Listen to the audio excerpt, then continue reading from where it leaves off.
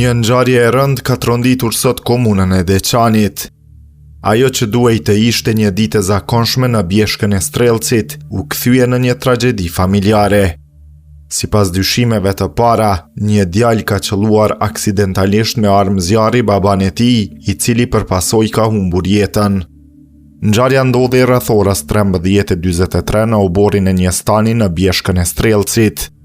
Policia u njoftua menjëherë dhe doli në vendin e ngjarjes për të nisur hetimet.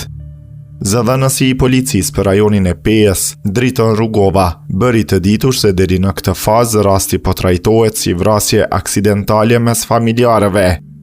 Në vendin e ngjarjes është sekuestruar një armë zjarri, ndërsa personi që dyshohet se ka shkrepur armën është arrestuar.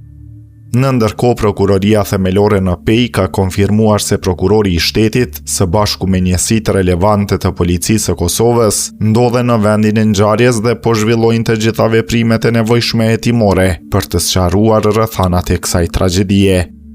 Si ndodhi kjo ngjarje e rëndë dhe çfarë çoi te shkrepja fatale e armës? Këto janë pyetjet që pritet u japin përgjigje hetimet në vazhdim.